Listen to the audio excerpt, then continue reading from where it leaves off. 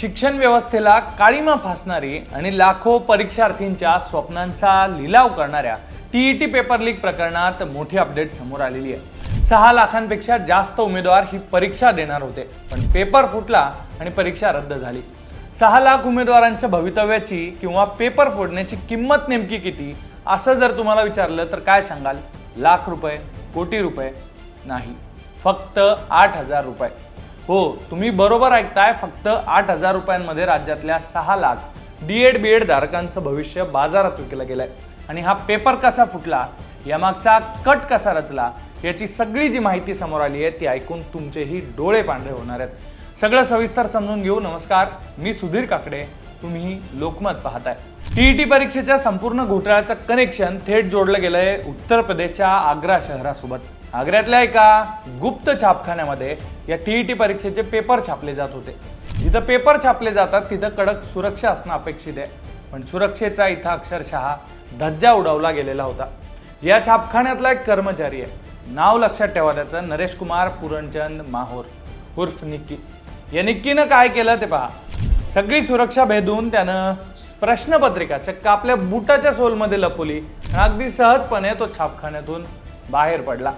आता विचार करा, एवढा मोठा गुन्हा करण्यासाठी या निक्कीला किती रुपये मिळाले असतील? त्याला फक्त 8,000 रुपये रोख मिळाले आणि भविष्यात एक प्लॉट देण्याचं आश्वासन देण्यात आलं।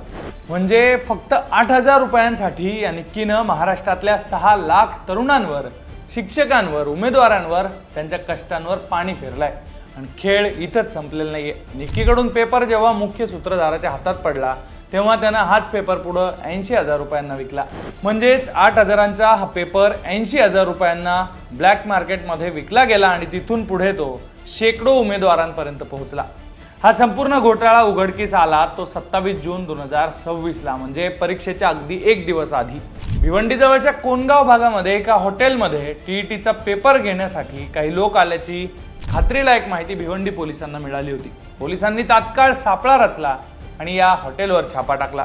तिथून पोलिसांनी सगळ्यात आधी धीरज सिंग, जो हरियाणाचा आहे, आकाश कुमार आणि राजीव साव या बिहारच्या दोघांना, अशा एकूण 3 जणांना ताब्यात घेतलं। त्यांच्याकडून पोलिसांनी टीईटी परीक्षेचे 4 प्रश्नपत्रिका संच जप्त केले।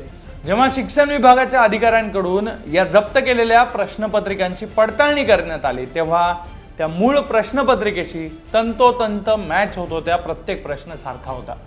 या संपूर्ण प्रकरणाची लीड मिळाल्यानंतर भिवंडी पोलिसांनी चक्र फिरवले, पोलीस कामाला लागले आणि एक एक करत भिवंडी पोलिसांनी आतापर्यंत 12 आरोपींना बेड्या ठोकलेल्या आहेत। या सगळ्यांना न्यायालयानं कोठडी सुनावली आहे।